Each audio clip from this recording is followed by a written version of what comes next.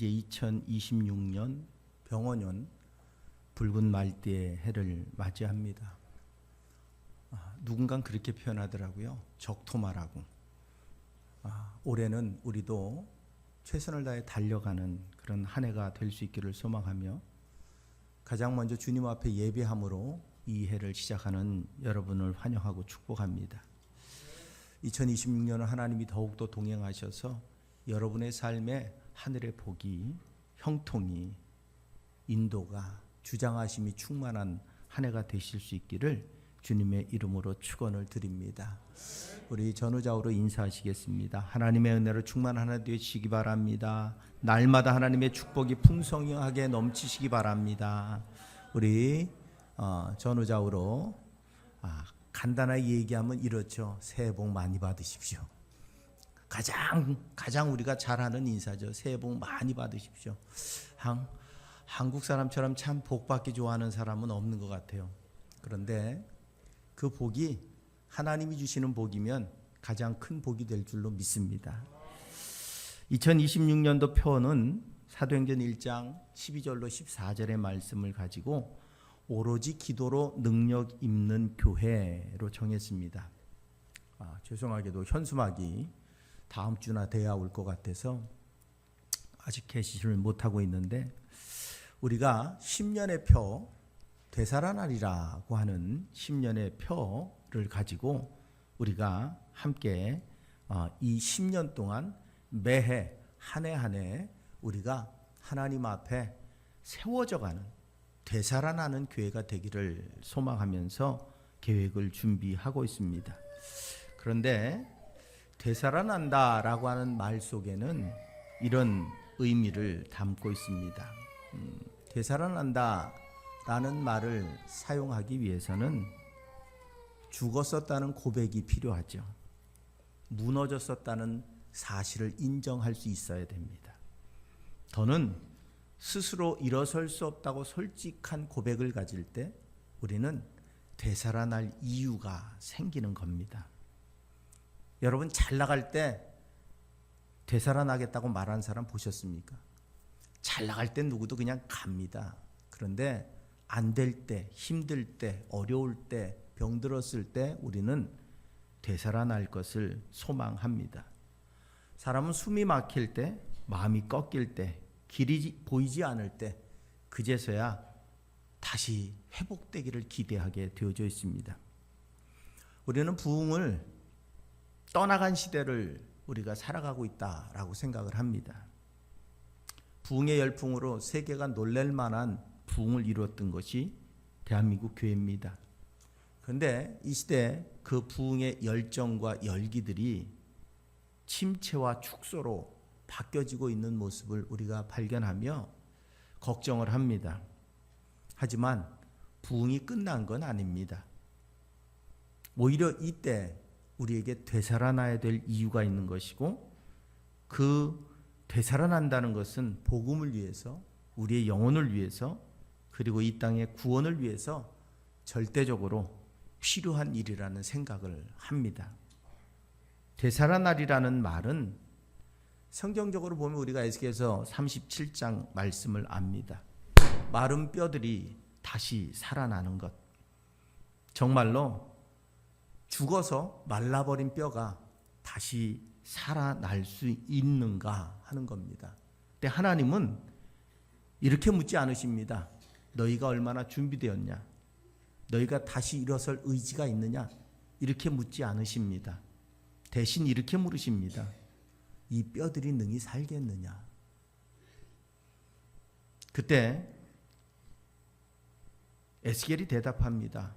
여호와여, 주께서 아시나이다. 우린 모릅니다.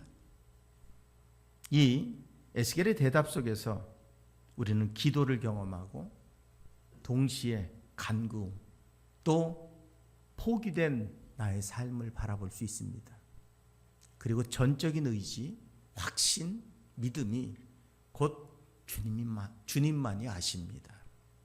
곧 우리가 살아나고 회복되고 부흥을 이루는 것은 우리의 능력 안에 있는 게 아닙니다. 하나님의 역사 안에 있는 줄로 믿습니다. 예레미야 31장의 배경은 그 속에서 흔히 위로의 책이라고 하는 한가운데 있는 내용이 예레미야 31장입니다. 완전히 멸망한 가운데서 선포된 회복의 약속이 담겨져 있기 때문에 그렇습니다. 예레미야 31장은 멸망의 가장 깊은 밤에 선포되는 하나님의 가장 밝은 회복의 약속입니다.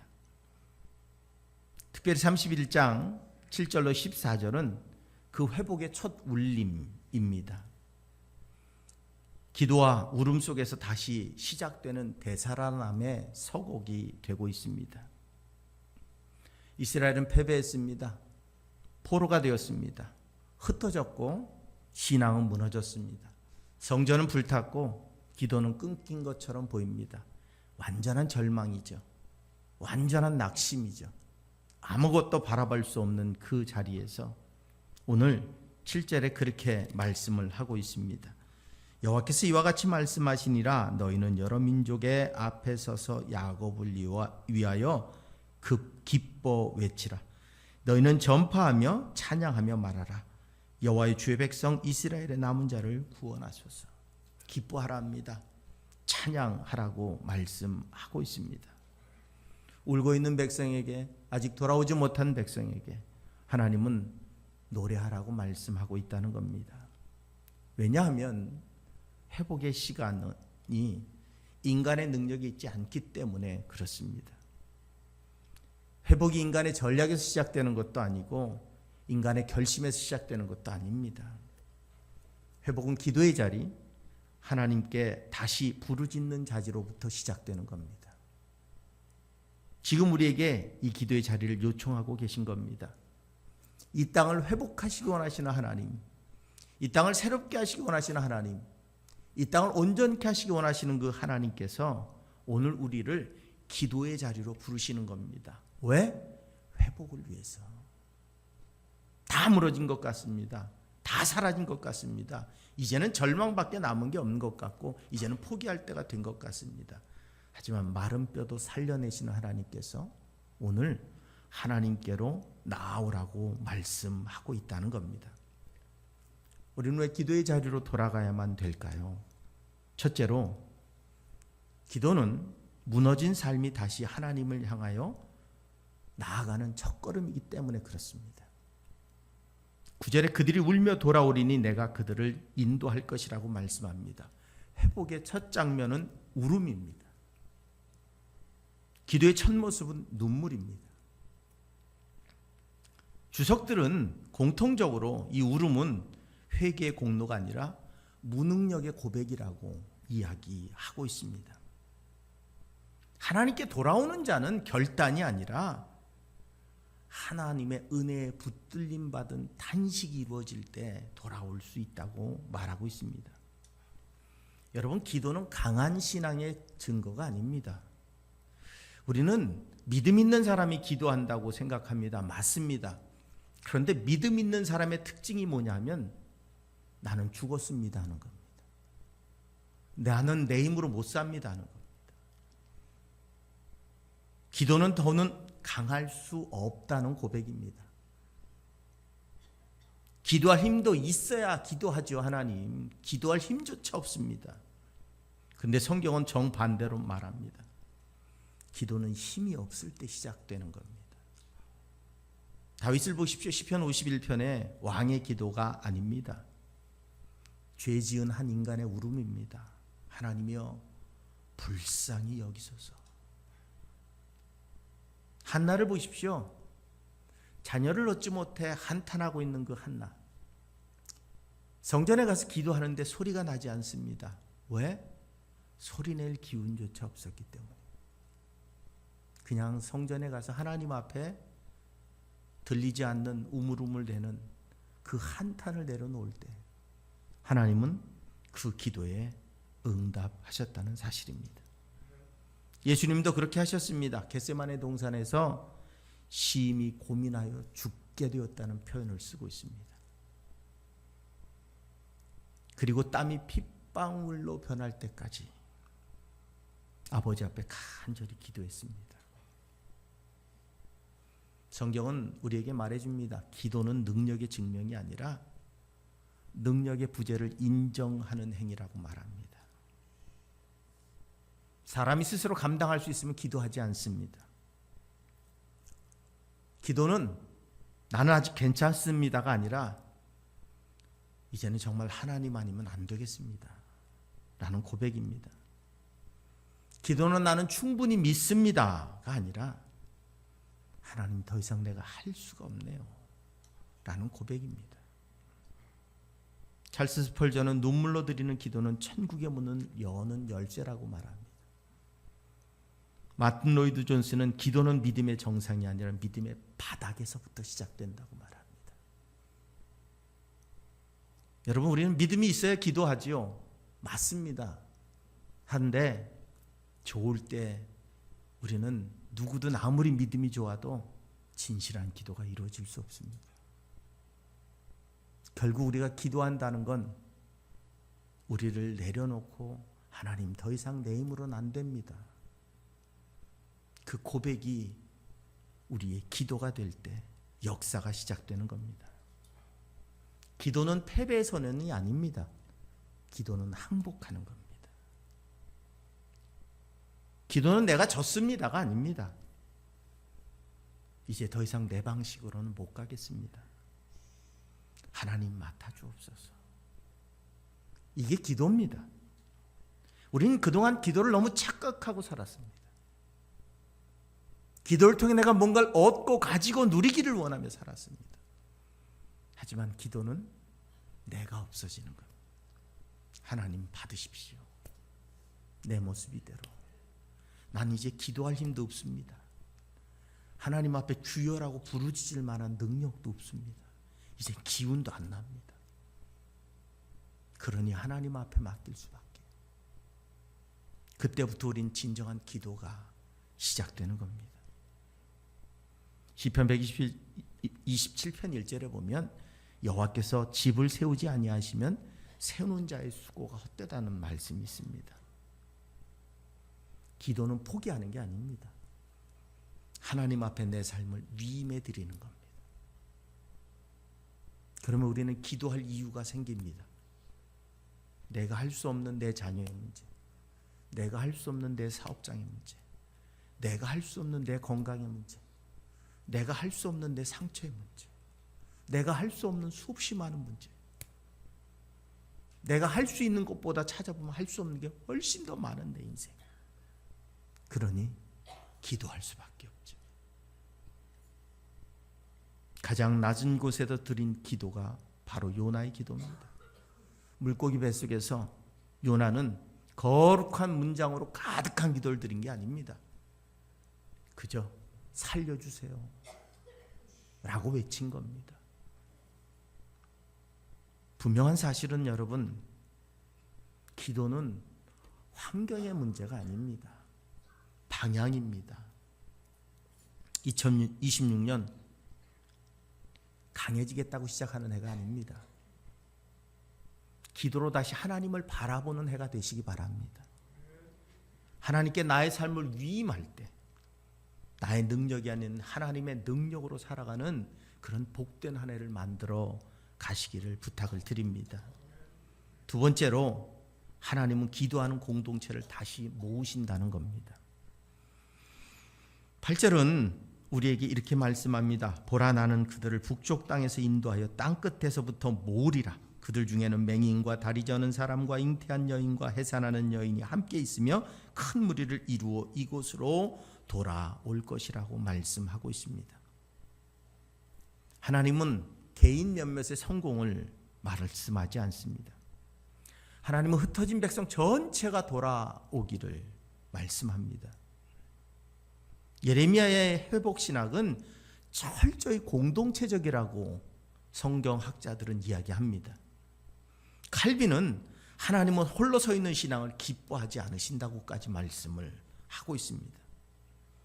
여러분, 느헤미야는 성벽을 재건하기 위해 돌아옵니다. 그 성벽을 재건하기 위해 그는 많은 기도를 하고 많이 열심히 노력했지만 그 성벽을 재건한 건 모든 백성이 한 마음을 모았을 때 여러분, 이 교회 부흥을 위해서 우리가 한 마음이 될 때 하나님이 역사하셔야 부흥이 성취되는 겁니다. 부흥은 우리 몫이 아닙니다. 우리의 열정과 헌신과 수고의 충성의 이유이지만 열매를 거두시는 이는 여호와십니다.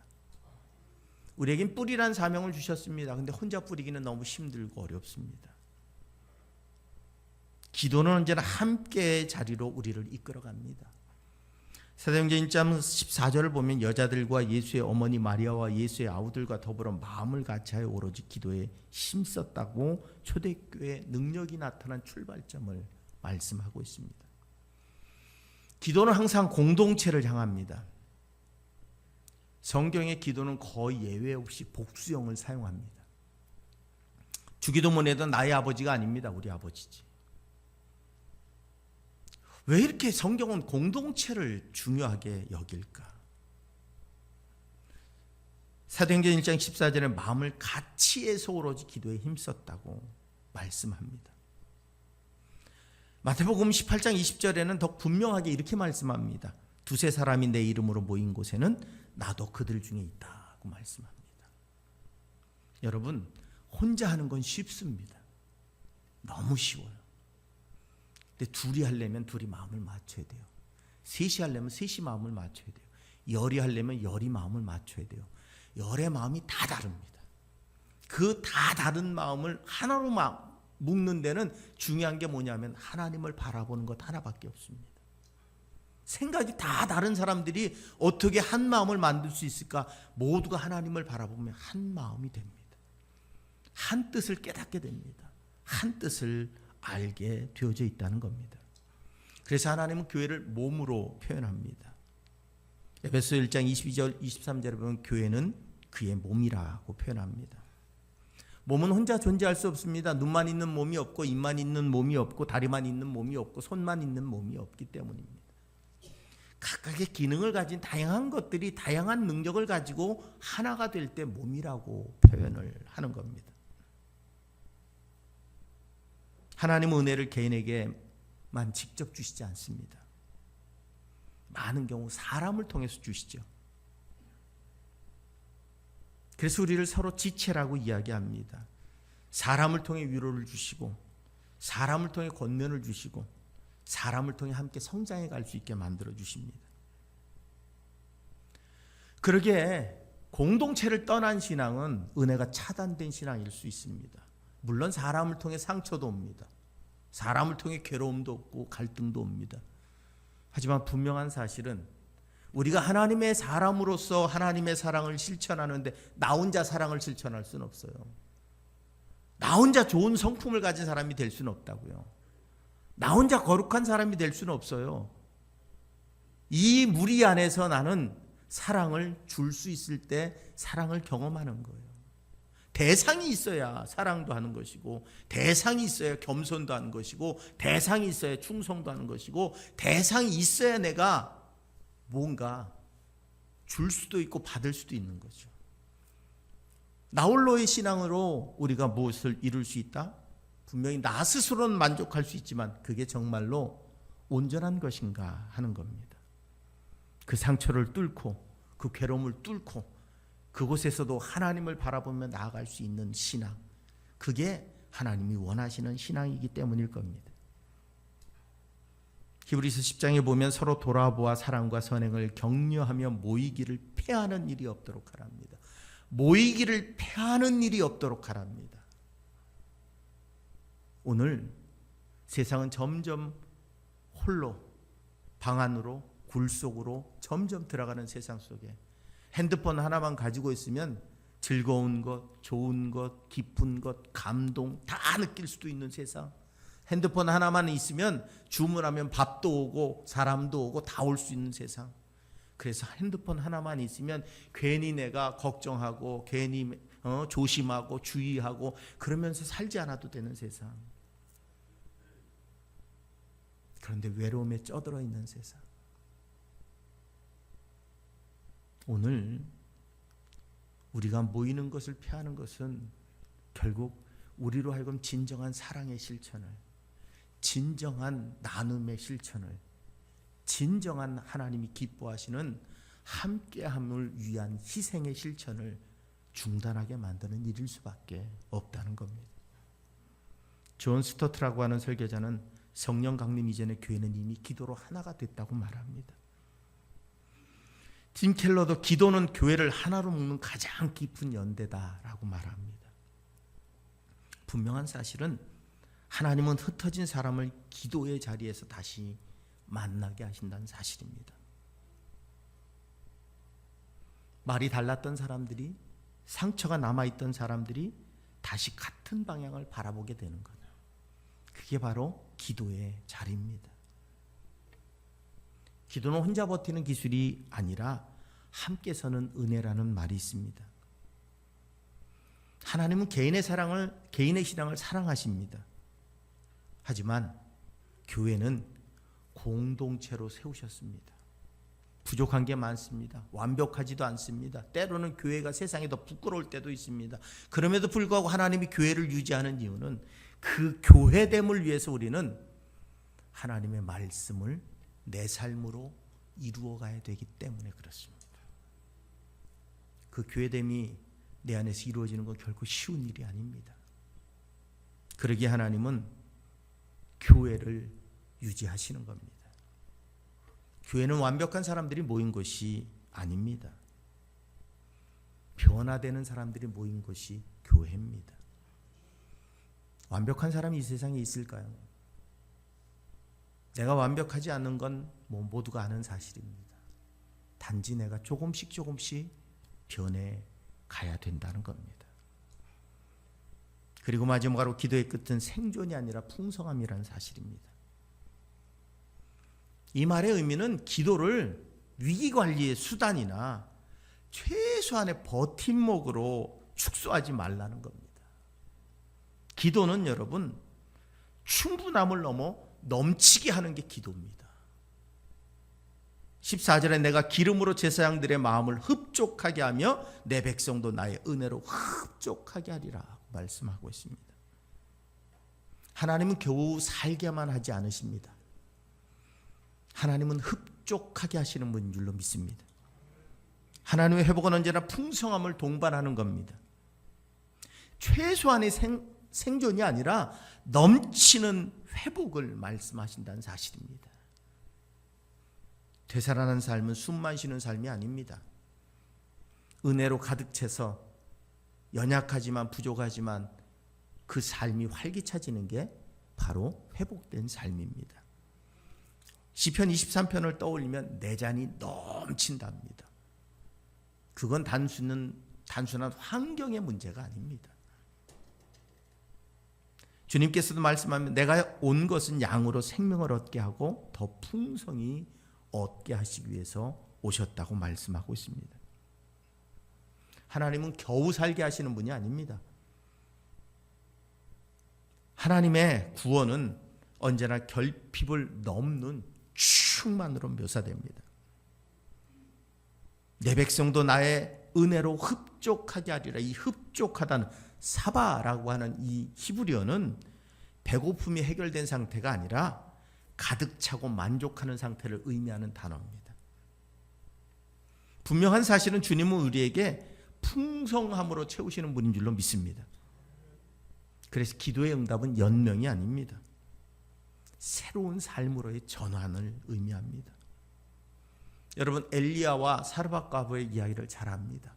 사르밧 과부에는 먹고 죽을 한 움큼의 가루와 딱 기름 한 병이 있었습니다. 근데 정말로 엘리야가 잔인해 보일 만큼 먼저 나를 위해 떡을 만들어 달랍니다. 죽으려고 마지막 아들하고 죽으려고 딱 한 움큼 남은 것조차 빼앗아가는 엘리야. 그리고 그에게 부어진 축복은 뭡니까? 그 병의 기름이 마르지 않는 겁니다. 하나님이 허락하시는 건 넘침입니다. 흔들어 차고 넘치게 하시는 것이 하나님의 축복이지 겨우겨우 살게 하는 게 아니라는 사실입니다. 기도는 부족함을 숨기는 것이 아니라 부족함을 하나님께 맡기는 겁니다. 토저라고 하는 목사는 기도는 하나님의 풍성함을 경험하는 통로라고 이야기합니다. 리처드 포스터라고 하는 사람은 기도는 은혜의 저수지에 연결되는 관문이라고 말합니다. 여러분, 오늘 우리의 기도가 그 하나님의 저수지에 연결이 돼 있는가 하는 거예요. 엉뚱한 데다 연결해 놓고 자꾸 하나님 안 주신다고 그러지 말고, 내가 정말 나를 포기하고 내려놓고 하나님 이젠 난 못합니다, 주님 뜻대로 하옵소서, 내가 주님 말씀대로 살아감을 통해 그분이 나를 인정하고 진정으로 내 신앙을 내게 내 마음에 합한 자라고 말할 수 있는 삶을 살아간다면 다윗같이 죄인, 여러분 살인자잖아요. 살인자요, 간통한 자요, 남의 아내를 빼앗은 자요. 우리나라로 이야기하면 그냥 사형 처분 받을 만한 죄인이에요. 그런데도 하나님이 내 마음에 합한 자라고 말할 때, 그냥 생명을 내어놓고 제가 죽일 놈입니다, 하나님 어떻게 하실 겁니까? 마음대로 하십시오.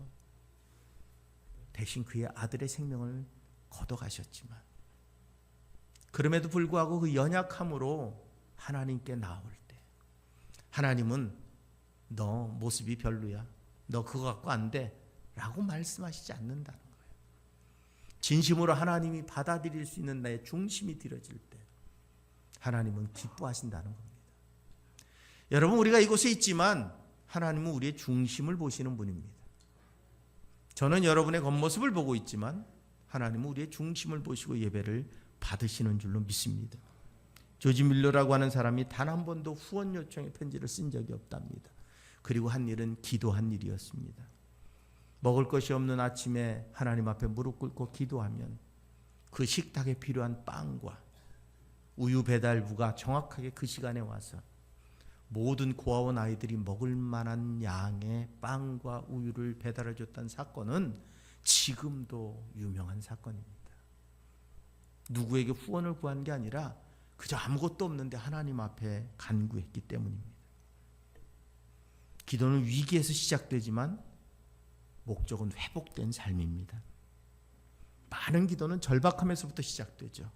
병상에서, 파산 직전에, 관계가 붕괴돼서 하나님밖에는 탈출구가 없다고 생각하는 사람들이 찾아와 부르짖습니다. 정말로 간절하게. 여러분, 우린 욥의 삶을 압니다.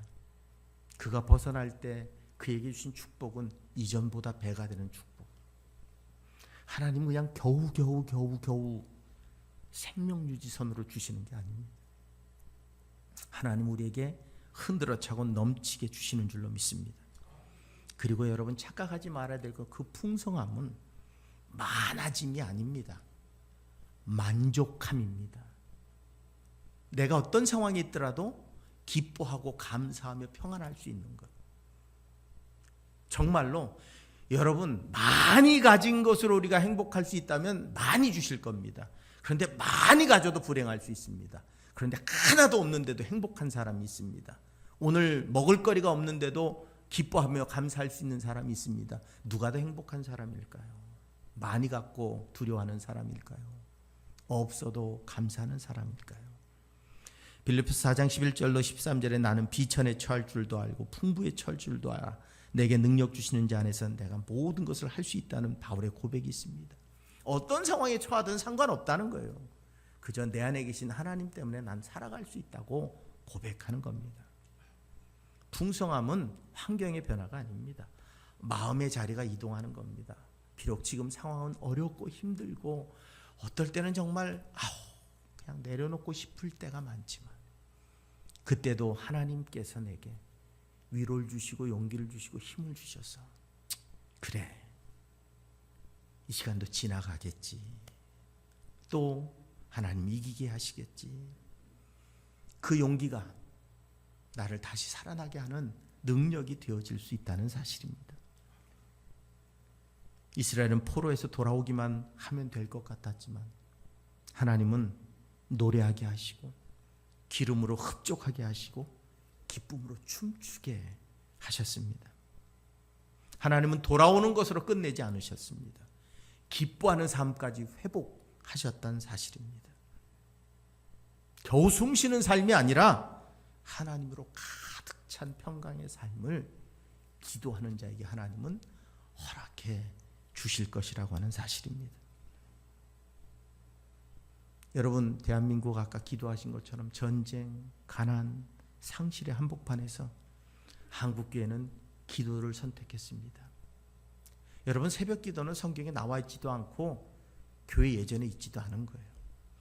아주 한국교회만 유별난 게 새벽 예배, 새벽 기도예요. 그런데 그 유별난 그 새벽 기도가 세계의 모든 신학자들이 연구한 결과 한국교회가 부흥한 원동력이었어요. 그 피곤하고 고단한 육신을 가지고 남보다 훨씬 일찍 일어나 그 하루의 시작을 하나님 앞에 맡기며 하나님이 이 땅을 위해서 기도하는 자들의 기도를 응답하시기를 소원하는 그 간절함이 이 대한민국을 바꿔놓았다는 사실입니다. 그건 세계의 모든 신학자들이 인정하는 거예요. 목회자들이 인정하는 거예요. 그래서 때로 어디 성경책에도 나와 있지 않고 어디 교회 어떤 규정에도 없지만 한국교회는 새벽 예배를 지켜가고 있습니다. 그것은 누구나 자유롭게 본인 스스로가 지켜나가는 겁니다. 하지만 분명한 사실은 그 간절한 기도의 역사가 우리의 삶을 바꿔놓았다는 사실을 기억하시기 바랍니다. 그것도 겨우가 아니라 풍성함으로 바꿔놓았다는 겁니다. 교회 부흥은 언제나 기도의 자리에서 시작됐습니다. 기도는 문제를 설명하는 말이 아니라 하나님을 다시 붙드는 손이 되어지는 겁니다. 그리고 그 손을 붙드신 하나님은 반드시 우리를 다시 일으켜 세우실 줄로 믿습니다. 2026년은 무엇보다 더 기도하는 해가 되기를 원합니다. 기도로 다시 하나님께 돌아오는 해가 되기를 소망합니다. 그때 하나님은 내가 그들을 인도하리라 말씀하시고 이 약속이 우리의 교회와 성도들에게 임할 때 교회가 부흥할 뿐만 아니라 성도들의 삶에도 하늘의 축복이 임하는 놀라운 은혜를 누리게 될 줄로 믿습니다. 이 한 해 하나님께로 돌아와 기도의 자리에서 되살아나는 하나님의 백성이 되실 수 있기를 주님의 이름으로 부탁을 드립니다.